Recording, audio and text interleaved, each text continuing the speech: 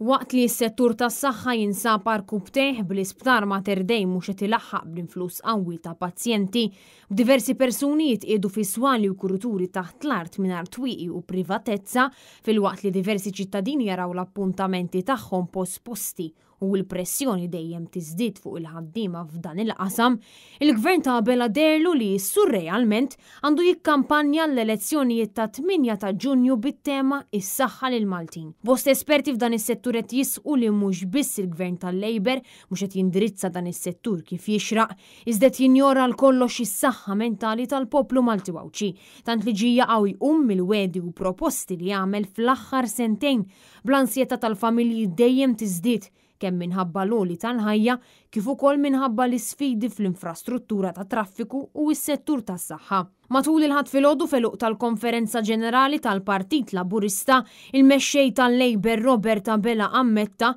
li hemm bżonn ta' investiment ġdid dan għaliex fi 11-il sena l-Labor fil-Gvern naqas għal kollox milli jindirizza l-kriżi f'dan il-qasam għajr l-400 miljun li tan lil-Vital su Stewart bil-poplu jispiċċa jinistera f'dak li jitqis bħala l-akbar frodi minn flus il-poplu għad detriment ta' saħħet iċ-ċittadini. U l-partit ta' Abela qed joġbu jikkampanja bis-saħħa tal-Maltin. L-istess partit li se jikkampanja bis-saħħa lil Maltin huwa l-istess wieħed li fl-aħħar xhur u ġimgħat sirna nafu li deputati ta' Abela kif ukoll uffiċjali tal-partit allegatament kienu involuti fl-iskandlu tal-benefiċċji soċjali fejn mijiet ta' nies ingħataw bejniethom madwar 6 miljun euro f'benefiċċji ta' diżabilità illi ma kinux intitolati għalihom. Intant Robert Abela saħaq li l-indafa għall-gvernija priorità meta ċ-ċittadin joħroġ mill-bib ta' daru u kull ma jsib sfortunatament żdingar u arja mniċsa fejn tkellem ukoll dwar il-ħaddiema barranin li qiegħed jimporta